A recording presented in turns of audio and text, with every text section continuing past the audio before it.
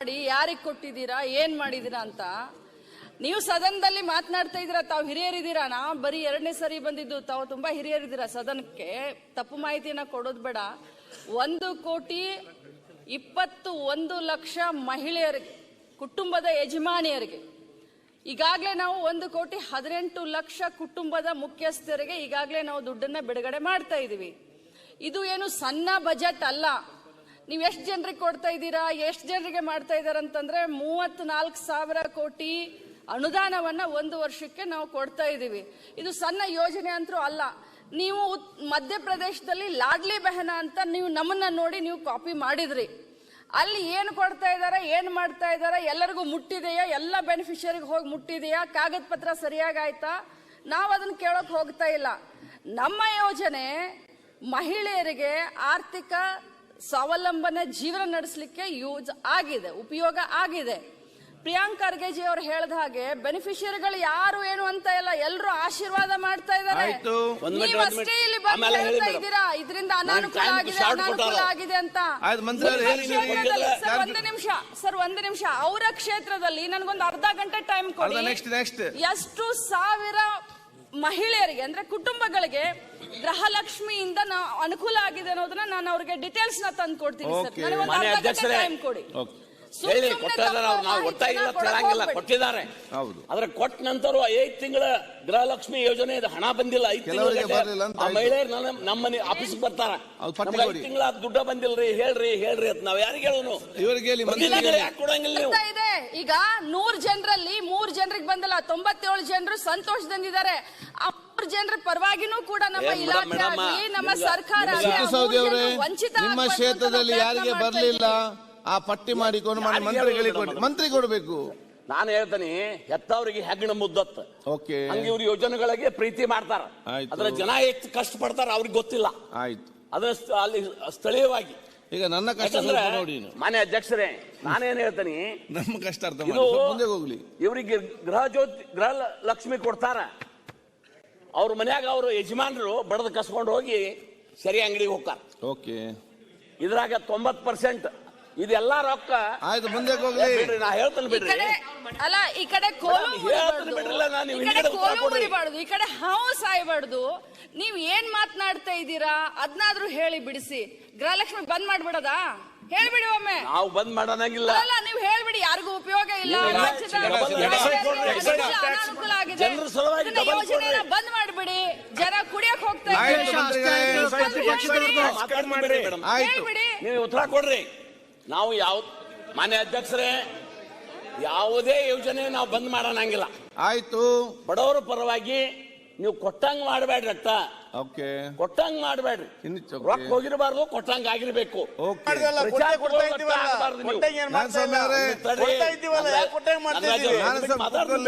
ಅಷ್ಟೇ ಇರ್ಬೇಕಲ್ಲ. ಯಾರು ಹೇಳಿದ್ರು? ನಾವು ನೋಡ್ರಿ ತಿಂಗಳಿಗೆ ಕೊಡ್ತೀವಿ ಅಂತ ಹೇಳಿಲ್ಲ.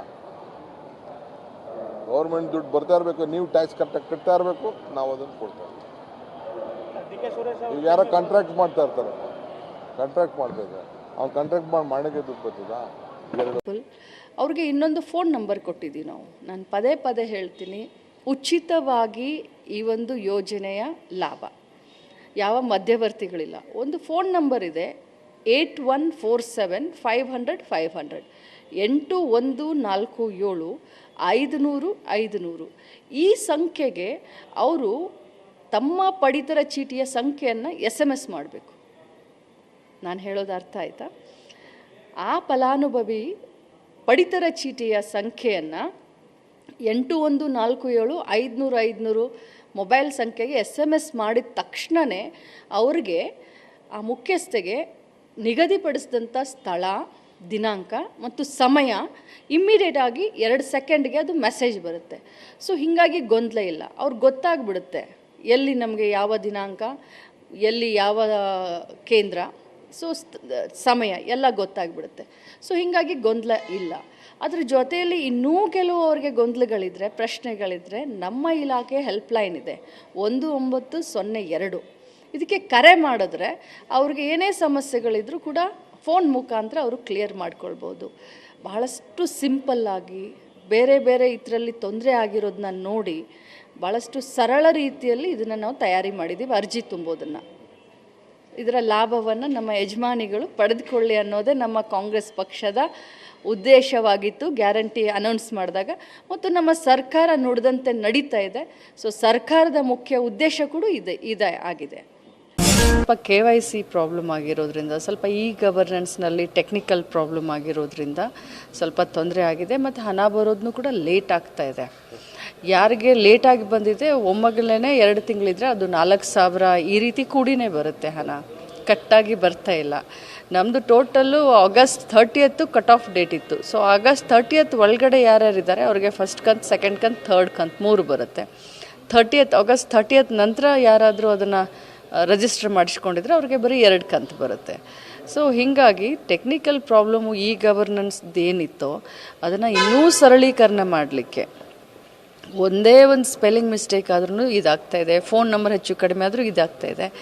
ಸೊ ನಾವು ಎಲ್ಲ ಬ್ಯಾಂಕ್ದವ್ರನ್ನ ಕರೆದು ಮೀಟಿಂಗ್ ಮಾಡ್ತಾಯಿದ್ದೀವಿ ಅಟ್ ಎ ಟೈಮು.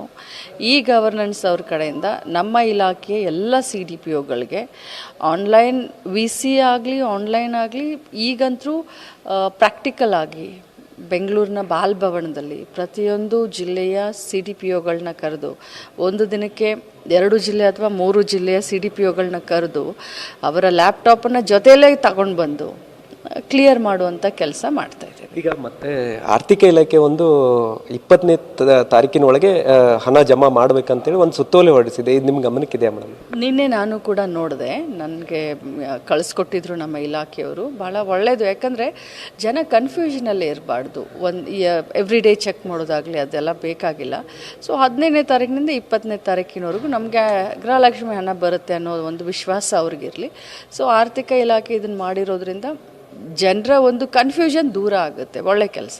ಈ 15ನೇ ತಾರೀಕಿನೊಳಗೆ ಪ್ರಕ್ರಿಯೆ ಮುಗಿಸ್ರಿ, 20ನೇ ತಾರೀಕಿನೊಳಗೆ ಜಮಾ ಆಗೋದ್ರಿಂದ ಜನರಿಗೆ ಒಂಥರ ಸಂಬಳ ಬಂದ ರೀತಿಯಲ್ಲಿ ತಲೆಯಲ್ಲಿ ಕೂತು ಬಿಡುತ್ತೆ. ಟೋಟಲ್ ಆಗಿ ಸರ್ಕಾರದಿಂದ ಹಣ ಸಾವಿರಾರು ಕೋಟಿಯಿಂದ ಜಾಸ್ತಿ ಬಿಡುಗಡೆ ಆಗುವಂಥ ಸಂದರ್ಭದಲ್ಲಿ ಆ ಪ್ರಕ್ರಿಯೆ ಅಂದರೆ ಸರ್ಕಾರದಿಂದ ಹಣ ನೇರವಾಗಿ ನಗದು ಖಾತೆಗೆ ಬರುವಷ್ಟಿಗೆ ಒಂದು 25 ಡೇಸ್ ಬೇಕಾಗ್ತಿತ್ತು, 25 ಡೇಸ್. ಆದರೆ ಈಗ ಅದನ್ನು ಬಹಳಷ್ಟು ಸರಳೀಕರಣ ಮಾಡಿ, ಅಂದರೆ ಮೊದಲು ಅದು ಟ್ರೆಜರಿಗೆ ಹೋಗಿ, ಟ್ರೆಜರಿಯಿಂದ ನಮ್ಮ DDಗೆ ಹೋಗಿ, DDಯಿಂದ CO ಅಪ್ರೂವಲ್ ತೊಗೊಂಡು ದೆನ್ CDPO ಲಾಗಿನ್ ಬಂದು ಜನರಿಗೆ ತಲುಪೋವರೆಗೂ 20 ದಿನ ವಿಳಂಬ ಆಗ್ತಾಯಿತ್ತು, 25 ದಿನ. ಅದನ್ನೆಲ್ಲ ತೆಗೆದುಬಿಟ್ಟಿದ್ದೀವಿ ನಾವೀಗ. ನೇರವಾಗಿ ನಮ್ಮ ಅಂದರೆ ಹೆಡ್ ಆಫೀಸ್ನಿಂದ ಡೈರೆಕ್ಟ್ರ್ ಅಕೌಂಟ್ನಿಂದ ಎಲ್ಲರಿಗೂ ಹೋಗೋ ರೀತಿ, ಅಂದರೆ ವಿದಿನ್ 6 ಡೇಸ್ ಸರ್ಕಾರ ಟ್ರೆಜರಿಗೆ ಕಳಿಸಿ, ಟ್ರೆಜರಿಯಿಂದ ನಮ್ಮ ನೇರವಾಗಿ ನಮ್ಮ ಮುಖ್ಯ ಕಚೇರಿಗೆ ಬಂದು ಅಕೌಂಟ್ಗೆ, ಅಲ್ಲಿಂದ ಹೋಗಲಿಕ್ಕೆ 6 ಡೇಸ್ ಮಿನಿಮಮ್. ಸೊ ಅದು ಒಂದು 20 ದಿನ ಉಳಿತಾಯ ಆಗಿದೆ. ಸೊ 15ರಿಂದ 20 ಅಂತ ಹೇಳ್ತಾ ಇದ್ದೀವಿ. ಈಗಾಗಲೇ ಏನು KYC, ಆಧಾರು, ಡಿಸ್ಟರ್ಬೆನ್ಸ್ ಏನೇನಿತ್ತು ಅದೆಲ್ಲ ಕಡಿಮೆ ಮಾಡ್ಕೊಂಡು ಬಂದು ಸುಮಾರು 23 ಲಕ್ಷ ಜನರದಿತ್ತು ಅಂಥದ್ದು ಎಲ್ಲ ಕಡಿಮೆ ಮಾಡಿ ಎಲ್ಲ ಪ್ರಶ್ನೆಗಳಿಗೆ ಉತ್ತರ ಸಿಕ್ಕ ಈಗ ಒಂದು